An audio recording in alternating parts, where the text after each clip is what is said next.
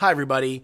I wanted to put together a video for you about the basics of modeling and simulation, in which we talked about the different types of models that exist, categories of them, the tools used for making them, and the purposes behind making those different kinds of models.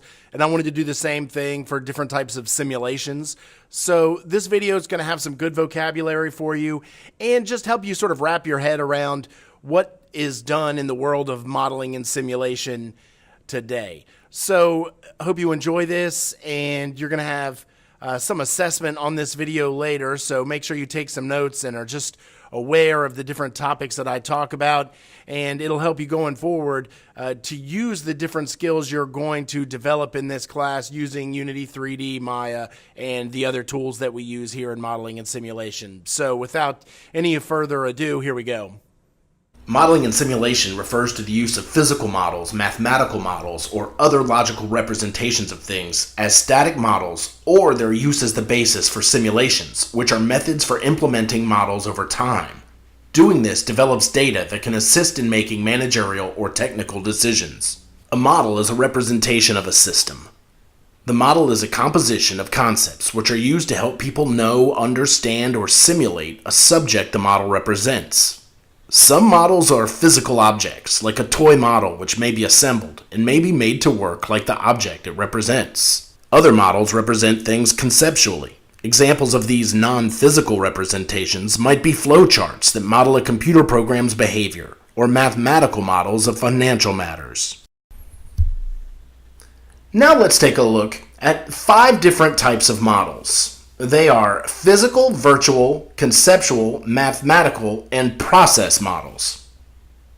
A physical model is a logical representation of another thing made in physical form. You might remember simple toys from your childhood as easy examples of a physical model. Virtual 3D modeling is the process of developing a mathematical representation of any surface of an object, either animate or inanimate, in 3 dimensions via specialized software. The end product is called a 3D model.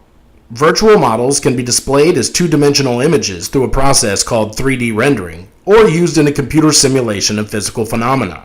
Physical models can also be created from them using specialized 3D printing devices, CNC mills, and other technologies. Another type of modeling is conceptual modeling. Conceptual modeling is the activity of formally describing some aspects of the physical and/or social world around us for the purposes of understanding and communication. Conceptual models range from more concrete models, such as mental images of familiar objects, to the formal generality and abstractedness of mathematical models which do not appear in the mind as images. Conceptual models also vary with regard to the scope of the subject matter that they are taken to represent. A model may, for instance, represent a single thing like the Statue of Liberty, or a whole class of things like electrons. They may even represent very vast domains of subject matter, such as the physical universe. Mathematical modeling is a type of conceptual modeling that can take many forms, including but not limited to dynamical systems, statistical models, differential equations, or game theory models. These and other types of models can overlap with a given model potentially involving a variety of abstract structures. Process models generally describe how to perform types of tasks. The same process model is used repeatedly for the development of many applications. For example, the writing process model demonstrates the general steps involved in formal writing. That writing process model can be followed in the creation of a wide variety of written projects, ranging from essays to novels. And projects can also vary almost infinitely with regard to subject matter. There are many tools one might use in the creation of these varieties of models and simulations. Popular modeling tools include engineering sketches and drawings, spreadsheets, flowcharts, and specialized modeling hardware, as well as software like Maya, 3D Studio Max, Blender, Inventor, and Google SketchUp. There are many methodologies for creation of models. The methodology used in creation of a model depends upon the specific challenges posed in its creation and purpose of the model. The right methodology facilitates verification and validation, 2 important concepts for analyzing models and simulations. Verification is testing that your model or simulation meets the specifications or requirements that you have written. Did I create what I said I would? Validation tests how well you address the needs that caused you to set those requirements in the first place. So given all that, what kinds of methodologies are there for creation of models?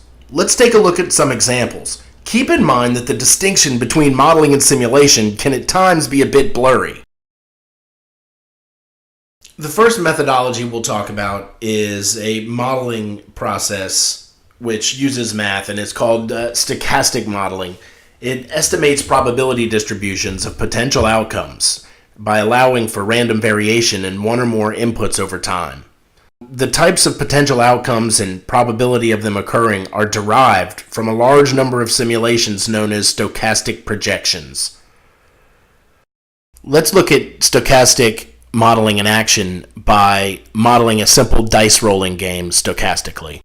So you're rolling a die in a casino. If you roll a 6 or a 1, you win $10. The steps would be to first determine all of the possibilities for die roll outcomes. So they are 1, 2, 3, 4, 5, and 6 because it's a six-sided dice. Then determining the probability for any number being rolled, and that's going to be 1 and 6. Next, we must determine what events of interest there are. Okay, in this example, it's a rolling a 6 or a 1. You're going to win if you roll 6 or a 1. So there's a 1 in 6 of probability for rolling a 1, and there's also a 1 in 6 probability, of course, of rolling a 6. So 1/6 probability plus 1/6 probability equals 2/6, or 1/3 of the time.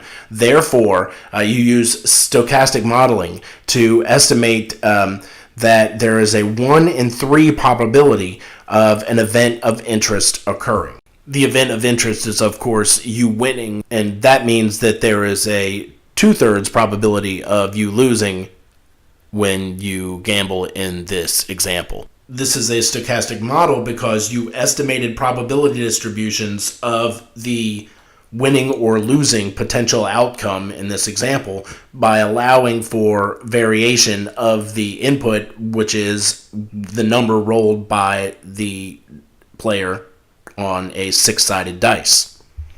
So that's a stochastic model. Structural modeling is concerned with describing things in a system and how these things are related to each other. A thing can be an object, a class, an interface, a package, or a subsystem, which is part of the system being developed. For example, a class diagram can be used to describe the objects and classes inside a system and the relationship between them. An example might be a model of a computer network and all of its components. Another methodology called finite element modeling subdivides mathematical models into disjointed, non-overlapping components of simple geometry called finite elements, or elements for short. The response of each element is expressed in terms of a finite number of degrees of freedom.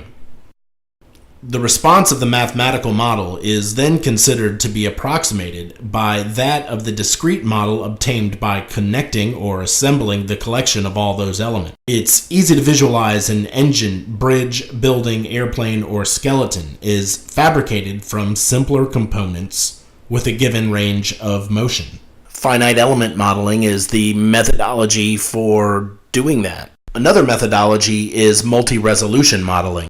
Multi-resolution modeling helps create realistic scenes in computer graphics. Realism requires complex, highly detailed models. However, rapid and sometimes interactive rendering and complexity can make things run slowly. The overall goal of multi-resolution modeling systems is to extract the details from complex models that are necessary for rendering a scene and get rid of the other unnecessary details. Another methodology for modeling is agent-based modeling. It's actually a great methodology for traffic simulation. It's a class of computational modeling for simulating the actions and interactions of autonomous agents with a view to assessing their effects on the system as a whole. So you can imagine a system of roads and vehicles on that road. Each vehicle would be an autonomous agent, and so you could use agent-based modeling to simulate the effect of that particular autonomous agent on the system as a whole, or You can also consider simultaneously the effects of all of the vehicles or autonomous agents on that system. Human behavior models take into account the seemingly unpredictable complexity of human non-logical behavior. Human behavior modeling is used for a variety of psychological and sociological purposes. One might model human behavior to predict how humans might evacuate a given structure in an emergency. Computers are, of course, important tools in the modeling methodologies I've described previously. But now let's take a look at some in which computers are notably important. There is physics-based modeling, which involves constructing dynamic models of objects and computing their motions via physical simulation. Physics-based modeling implies that object motions are governed by the laws of physics, which leads to physically realistic models. A simple example would involve using a simulator with a physics engine to determine the effects of differently shaped items placed on an incline.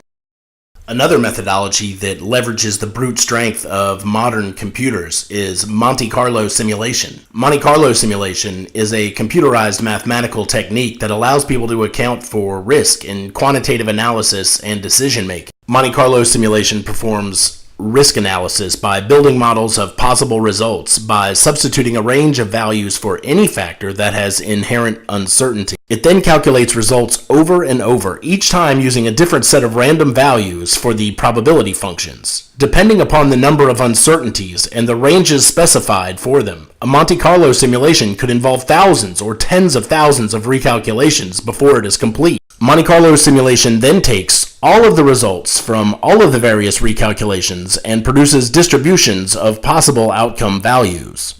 So, there are a variety of models and modeling methodologies. We should also familiarize ourselves with some variations of simulation. In its broadest sense, simulation is imitation. We've used it for thousands of years to train, explain, and entertain. Thanks to the computer age, we're really getting good at using simulation for all three. Simulations generally come in three styles: live, virtual, and constructive. A simulation also may be a combination of two or more styles. Within these styles, simulations can be science-based, where, for example, interactions of things are observed or measured, or involve interactions with humans. Live simulations typically involve humans and/or equipment and activity in a setting where they would operate for real. For example, a live simulation is a testing of a car battery by using an electrical tester. Another would be war games with soldiers out in the field or manning command posts. In these examples, time is continuous, as in the real world. Continuous simulation is appropriate for systems with a continuous state that changes continuously over time. An example of such a system is the amount of liquid in a tank and/or its temperature. Such a system can be described by differential equations. Continuous simulation is a technique to solve these equations numerically. Virtual simulations typically involve humans and/or equipment in a computer-controlled setting. Time is in discrete steps, allowing users to concentrate on the important stuff, so to speak. A flight simulator falls into this category. Constructive or discrete event simulation is the process of defining the behavior of a complex system as an ordered sequence of well-defined events. These types of simulations typically do not involve humans or equipment as participants. In this context, an event comprises a specific change in the system's state at a specific point in time. Discrete event simulations can help determine rules for building and maintaining many different types of systems. They help determine the best way to set up a system, such as the number of people required to adequately staff a tech support center, or the number of incoming lines required, or even the optimal ratio of agents to phone line. Tools used for simulation range from relatively primitive tools, such as a storyboard of a movie or TV show idea, to powerful software like Unity 3D and the Unreal Engine.